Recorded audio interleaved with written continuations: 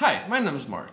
So today we're going to have a little bit of a more different video, I guess. We're talking about fingerpicking, and you've probably read it in the title or in the thumbnail of this video. And here's the thing about fingerpicking. Not really one of those crazy classical guys, and I'm also definitely not one of those guys that does fingerpicking more than anything else. I'm a big fan of the pick as well, but as always there are some things you can more easily do with your fingers, or that even get a different tone by playing with your fingers when compared to playing with a pick. And I'm not saying that I do fingerpicking in a way that's different from everybody else, nor that my technique is in any way superior. But I think it might be a little bit easier to do. But I think, and again, it's at least my opinion, and maybe the opinion of some other guitar players that we'll later check out, I think it's a little bit easier to do and to start out, and that you can easily do to get to other techniques. I know this might be sounding confusing, but I'll explain it. But before I do, I just want to say, please subscribe to my channel. You're probably aware that YouTube acts a little bit weird. Even if you subscribe to a channel, those channel's videos may really not show up in your subscription box. And even if you're willing the notification bell thingy below, you still really will not be notified of our channel's content. So if you want to see tons of my videos, not only do I suggest subscribing and turning on all the notifications, but also follow me on social media. Not only do I post some exclusive stuff there, like improvise solos and we cover backing tracks, and generally wherever I'm up to at the moment, but I always post there about my videos. Links for the usual suspects will be below, like Facebook, Instagram, and Twitter, but in general it's Mark Guitar.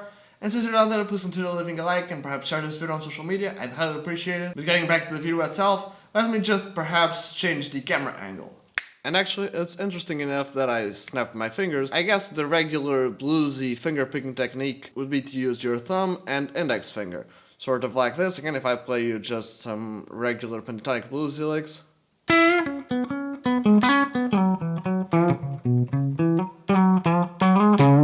And there's nothing wrong with this sort of technique. But the technique I'm suggesting to you, which, by the way, the OG fans of my channel will probably know because one of the first videos I did was where I talked about my regular picking technique, and then later on I did a video about practicing all the picking techniques with just one single riff, and I explained which finger technique I'm more a fan of. But basically the technique I'm sharing with you guys is pretty much the Chris Buck approach, which is to use your thumb, but instead of using your index finger, I suggest you use your middle finger. And in a way it's pretty much the same thing. Again, if I play the regular technique,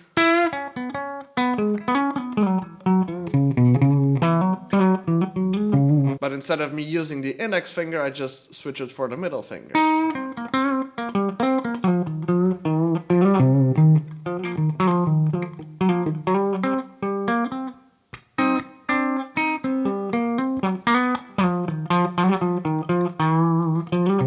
And Chris Buck has sort of talked about his technique before. Again, this video isn't really about Chris Buck, but because we use the same technique, some of the points are the same. Again, I don't really have the nail problem he has, but I do share with this. And now that I think about it, I'm pretty sure Guthrie talks about this as well. With Guthrie, I mean Guthrie Govan, which is that for you to use your index finger, you probably need to get rid of your pick. Or at least you need to hide it between your fingers like this. And if you use this fingerpicking technique where you use your thumb and your middle finger, you can just tuck away the pick behind the first finger like this and do your regular fingerpicking like it.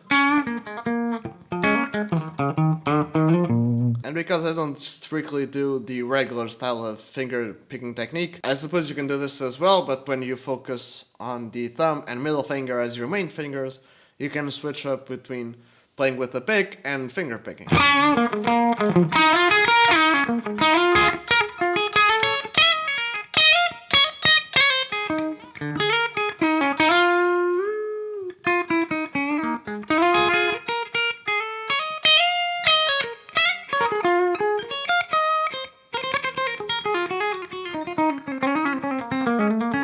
But there are some other reasons why I suggest you use your second and third fingers. One is that if you do hybrid picking, which for those that don't know is where you hold your pick and use your fingers as well, like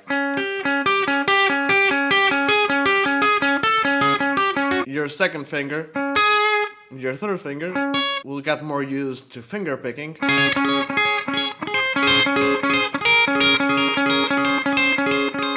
Than your index finger, because your index finger will be holding the pick most of the time. And even if you say, but I don't really do hybrid picking. From my experience, it's easier for an intermediate student to start do hybrid picking than to start just doing regular finger picking stuff. But again, it's not just about the hybrid picking part, and the index finger not being used to playing. But also from my journey into fingerpicking, when I started to do it, again I found it easier to do with the thumb and middle finger. When it's just things like that, most fingers work, right? But if you have something like you need to arpeggiate a fancy chord or something like it, like if you have a chord like this, there are a couple of ways I can approach this. I can either use my thumb and use my middle, ring, and little finger, or pinky, and play all the other notes. But I can also use my index finger. Because by using this sort of technique inspired by hybrid picking, by using these two fingers, even though the first finger and the pinky, they don't get used as much, they can sometimes feel a little bit awkward. They're not really a problem. If I need to use them, they feel alright and I don't really feel like I'm struggling. And even if I have like a 5-finger chord that I need to outline with all the fingers, it generally feels balanced.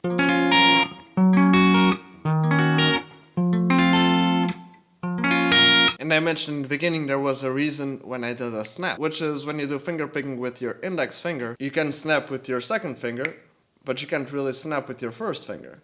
Effectively, this movement is the movement you do when you're finger picking, and since you're already used to doing this sort of movement, it's probably easier for you to sort of try to take what you can already do instead of trying to grab a whole other technique. And again, it's as I mentioned before, when you do it with your thumb and middle finger, if for some reason you have a big chord and you need to use your first finger will generally know what to do. Again, this is a shorter video, but I thought it would be interesting to talk about it, not only because there's something you can learn from it, but also because I'm going to do a couple of more videos on the line about finger picking, about some licks I play and finger picking that, if you know my technique, it might be easier to play. But we'll get to those videos later. For now, let's just get to the outro. Thank you so very much for watching. I hope this video was helpful to you in any way possible. And if it was, please leave me a comment below. Do you have anything to add to this discussion? Did you read? Did you not agree? Was there something I missed? Something I should have said?